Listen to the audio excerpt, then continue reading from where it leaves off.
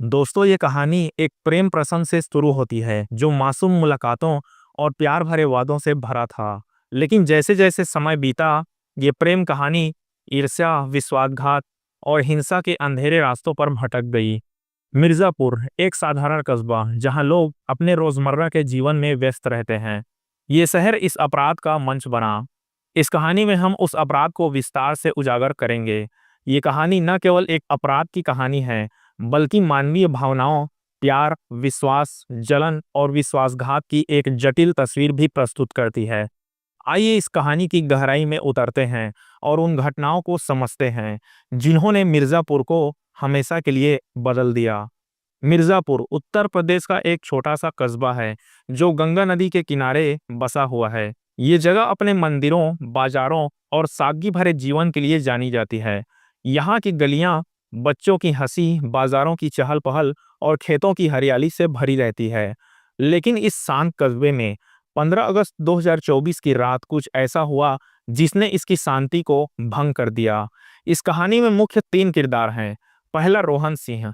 28 वर्षीय रोहन सिंह एक स्थानीय कॉलेज में गणित का लेक्चरर था। वह अपनी सौम्य मुस्कान, बुद्धिमानी और मिलनसार स्वभाव के लिए जाना जाता था। रोहन का परिवार एक रूढ़िवादी पृष्ठभूमि से था। उसके पिता रामनाथ सिंह गांव के सरपंच थे और जातिगत परंपराओं को बहुत महत्व देते थे। दूसरा, नेहा शर्मा। 25 वर्षीय नेहा एक प्राइवेट स्कूल में शिक्षिका थी। वह अपनी खूबसूरती, आत्मविश्वास और मेहनती स्वभाव के लिए जानी जाती थी। नेहा का परिवार मध्यम वर्गीय था और वो अपने सपनों को पूरा करने के लिए कड़ी मेहनत करती थी। और तीसरा, विकास यादव। 30 वर्षीय विकास एक स्थानीय व्यवसायी था जो मिर्जापुर में एक छोटी सी ट्रांसपोर्ट कंपनी चलाता था। वह अपने आक्रामक स्वभाव और महत्वाकांक्षी व्यक्तित्व के लिए जाना जाता था। विकास और नेहा बचपन के दोस्त थे, लेकिन विकास का नेहा के प्रति एक तरफा प्यार था। रोहन और नेहा की मुलाकात 15 फरवरी 2022 को मिर्जापुर के वार्षिक मेले में हुई थी। मेला रंग बिरंगे स्टॉल, झूलों और स्थानीय कलाकारों के प्रदर्शन से भरा हुआ था। नेहा अपने दोस्तों के साथ मेला घूम रही थी जब उसकी नज़र रोहन पर पड़ी। रोहन एक स्टॉल पर किताबें देख रहा था। रोहन की सादगी और बुद्धिमान बातों ने नेहा को आकर्षित किया। दोनों ने कुछ देर बात की और रोहन ने नेहा को अपने कॉलेज के एक सांस्कृतिक कार्यक्रम में आमंत्रित किया। इस मुलाकात के बाद दोनों की बातचीत बढ़ने लगी। वे कॉफी शॉप में मिलते, लंबी फोन कॉल पर घंटों बात करते और एक दूसरे के साथ समय बिताने के बहाने ढूंढते। 2022 के अंत तक दोनों एक दूसरे के प्यार में पागल हो चुके थे। 14 फरवरी 2024 को रोहन ने नेहा को मिर्जापुर के एक छोटे से पार्क में प्रपोज किया। उसने एक साधारण अंगूठी के साथ नेहा से शादी का वादा किया। नेहा ने खुशी खुशी हाँ कह दी, लेकिन उनकी प्रेम कहानी इतनी आसान नहीं थी। रोहन के परिवार को ये रिश्ता मंजूर नहीं था। नेहा एक अलग जाति से थी और रोहन के पिता रामनाथ सिंह ने साफ कह दिया कि वे इस रिश्ते को कभी स्वीकार नहीं करेंगे। फिर 20 मार्च 2023 को रामनाथ ने रोहन को घर से निकाल देने की धमकी दी। रोहन ने अपने पिता के सामने घुटने नहीं टेके। उसने नेहा के साथ अपने रिश्ते को बनाए रखा और फैसला किया कि वह अपने प्यार के लिए लड़ेगा। विकास यादव और नेहा बचपन के दोस्त थे। दोनों एक ही मोहल्ले में बड़े हुए थे और विकास ने हमेशा नेहा की देखभाल की थी। लेकिन जैसे जैसे वे बड़े हुए, विकास का नेहा के प्रति लगाव एक जुनून में बदल गया। वह नेहा से शादी करना चाहता था, लेकिन नेहा ने उसे हमेशा एक दोस्त के रूप में ही देखा। जब विकास को 2022 के मध्य में रोहन और नेहा के रिश्ते के बारे में पता चला, तो वह जलन और गुस्से से भर उठा। विकास ने कई बार नेहा को समझाने की कोशिश की कि रोहन उसके लिए सही नहीं है। उसने रोहन के परिवार की रूढ़िवादी सोच और उनकी जातिगत मान्यताओं का हवाला दिया, लेकिन नेहा ने विकास की बातों को नजरअंदाज कर दिया। विकास का गुस्सा धीरे धीरे एक खतरनाक जुनून में बदल गया। वह रोहन को नेहा की जिंदगी से हटाने की योजना बनाने लगा। रोहन और नेहा ने अपने रिश्ते को बचाने के लिए एक बड़ा कदम उठाया। 10 जुलाई 2024 को दोनों ने मिर्जापुर कोर्ट में गुपचुप तरीके से शादी कर ली। इस शादी में केवल उनके कुछ करीबी दोस्त मौजूद थे। रोहन और नेहा ने फैसला किया कि वे अपने परिवारों को बाद में मनाएंगे, लेकिन इस शादी की खबर विकास तक पहुंच गई। 12 जुलाई 2024 को विकास ने नेहा को फोन किया और उसे धमकी दी कि वह इस शादी को बर्बाद कर देगा। नेहा ने विकास की धमकियों को गंभीरता से नहीं लिया, लेकिन रोहन को इस बात की चिंता होने लगी। इसके बाद 15 अगस्त 2024 की रात मिर्जापुर के बाहरी इलाके में एक सुनसान खेत में एक भयानक अपराध हुआ। रोहन सिंह की लाश खून से लथपथ पड़ी थी। उसका चेहरा इतना विकृत था कि पहचानना मुश्किल था। सबसे चौंकाने वाली बात यह थी कि उसका प्राइवेट पार्ट काट दिया गया था और शरीर पर चाकू के कई गहरे घाव थे। लाश की खोज 16 अगस्त 2024 की सुबह एक स्थानीय किसान रामलाल ने की। रामलाल अपने खेत में पानी देने गया था।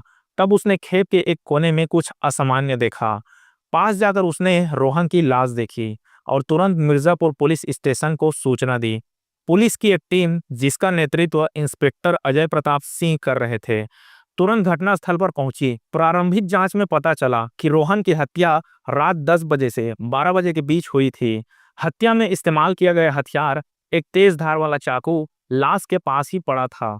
चाकू पर खून के निशान थे और ये साफ था कि हत्यारा इसे छिपाने की कोशिश नहीं कर रहा था। सबसे हैरान करने वाली बात यह थी हत्या की क्रूरता। रोहन के प्राइवेट पार्ट को काटने का काम मृत्यु के बाद किया गया था, जो ये दर्शाता है कि हत्यारा रोहन के प्रति गहरी नफरत रखता था। पुलिस ने घटनास्थल को सील कर दिया और फोरेंसिक टीम को बुलाया। फोरेंसिक विशेषज्ञों ने लाश के आसपास के क्षेत्र से मिट्टी, खून और अन्य नमूने इकट्ठा किए। 17 अगस्त 2024 को रोहन की लाश को पोस्टमार्टम के लिए मिर्जापुर के सरकारी अस्पताल भेजा गया। इसके बाद पोस्टमार्टम रिपोर्ट में कई चौंकाने वाले खुलासे हुए। पहला, रोहन की मौत सिर पर गहरी चोट और अत्यधिक रक्तस्राव के कारण हुई थी। दूसरा, उसके शरीर पर कुल 17 चाकू के घाव थे, जिनमें से कुछ इतने गहरे थे कि वे हड्डियां तक पहुंच गए थे। तीसरा, रोहन के प्राइवेट पार्ट को काटने का काम मृत्यु के बाद किया गया था, जिसे यह साफ हुआ कि यह अपराध नफरत और बदले की भावना से प्रेरित था। चौथा, रोहन के शरीर पर संघर्ष के निशान थे, जो दर्शाते थे कि उसने हत्यारे का विरोध किया था। ये रिपोर्ट पुलिस के लिए एक महत्वपूर्ण सुराग थी। ये साफ था कि ये हत्या व्यक्तिगत दुश्मनी का नतीजा थी।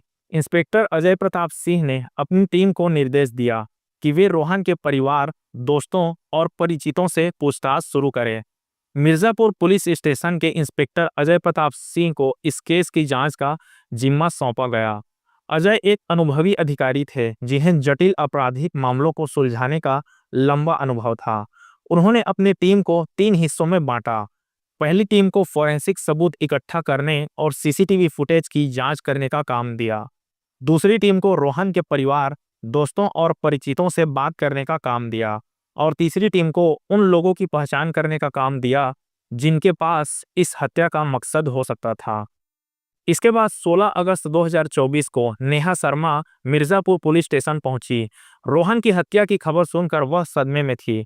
उसने पुलिस को बताया कि वह और रोहन 10 जुलाई 2024 को कोर्ट में शादी कर चुके थे। उसने ये भी बताया कि रोहन के परिवार को ये शादी मंजूर नहीं थी और उन्हें कई बार धमकियां मिली थी। नेहा ने विकास यादव का नाम लिया और कहा कि विकास रोहन से जलता था। उसने बताया कि विकास ने कई बार उसे रोहन के खिलाफ भड़काने की कोशिश की थी। नेहा की गवाही ने पुलिस का ध्यान विकास की ओर खींचा। इसके बाद 17 अगस्त 2024 को पुलिस ने विकास यादव को पूछताछ के लिए थाने बुलाया। विकास ने दावा किया कि वो 15 अगस्त की रात अपने घर पर था और उसे रोहन की हत्या के बारे में कुछ भी नहीं पता। पुलिस ने विकास के मोबाइल फोन की कॉल डिटेल्स और लोकेशन डेटा की जांच की। लोकेशन डेटा से पता चला कि विकास 15 अगस्त की रात 9:30 बजे उस इलाके के पास था जहां रोहन की लाश मिली थी।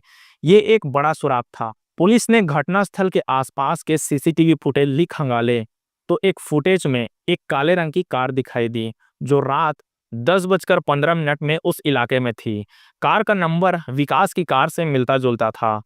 फिर 18 अगस्त 2024 को पुलिस ने विकास को हिरासत में ले लिया और उसी दिन पुलिस ने विकास के घर की तलाशी ली।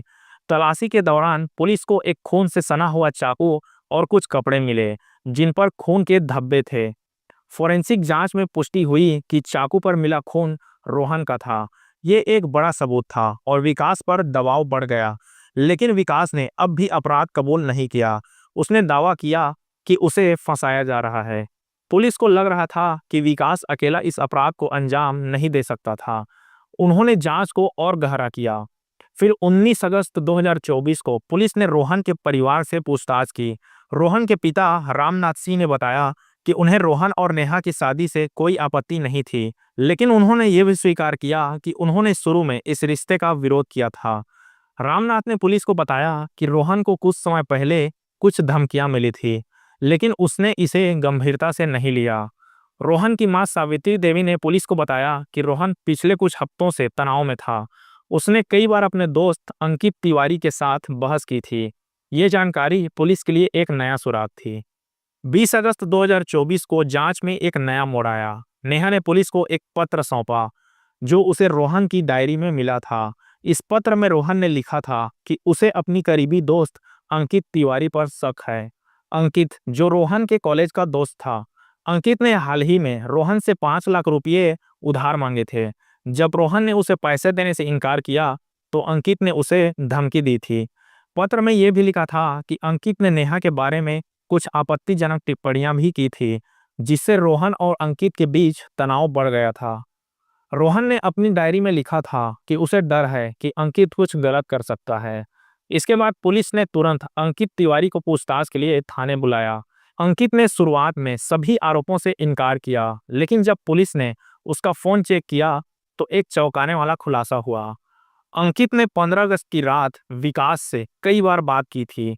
कॉल रिकॉर्ड से पता चला कि दोनों ने रात 9 बजे से रात 10:30 बजे के बीच 6 बार बात की थी। 22 अगस्त 2024 को पुलिस ने विकास और अंकिता को आमने सामने बैठाकर पूछताछ की। लंबी पूछताछ के बाद अंकित टूट गया और उसने सारी सच्चाई उगल दी। अंकित ने बताया कि विकास ने उसे रोहन को मारने की साजिश में शामिल किया था। विकास ने अंकित को 2 लाख रुपए और नेहा के साथ रिश्ता बनाने का लालच दिया। अंकित ने बताया कि 15 अगस्त की रात विकास ने रोहन को फोन करके एक सुनसान खेत में बुलाया था। विकास ने रोहन को कहा कि उसे कुछ जरूरी बात करनी है। जब रोहन वहां पहुंचा तो विकास और अंकित ने मिलकर उस पर हमला किया। विकास ने चाकू से रोहन पर कई बार वार किए और अंकित ने रोहन को पकड़कर रखा। हत्या के बाद विकास ने रोहन का प्राइवेट पार्ट काट दिया ताकि यह अपराध और नफरत से प्रेरित लगे। 25 अगस्त 2024 को नेहा ने एक चौंकाने वाला खुलासा किया। उसने पुलिस को बताया कि उसे विकास और अंकित की साजिश के बारे में पहले से पता था। विकास ने उसे धमकी दी थी कि अगर उसने पुलिस को कुछ भी बताया तो वो उसे भी मार देगा।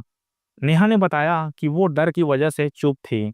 उसने ये भी स्वीकार किया कि उसने रोहन को विकास की धमकियों के बारे में नहीं बताया, क्योंकि उसे लगता था कि ये मामला अपने आप में सुलझ जाएगा। नेहा की गवाही ने इस मामले को और जटिल बना दिया था।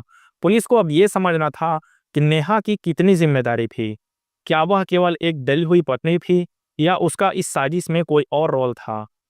30 अगस्त 2024 को पुलिस ने विकास यादव और अंकित तिवारी को हत्या, साजिश और सबूत मिटाने के आरोप में गिरफ्तार कर लिया। नेहा शर्मा को भी ब्लैकमेलिंग और अपराध की जानकारी छुपाने के लिए हिरासत में लिया गया।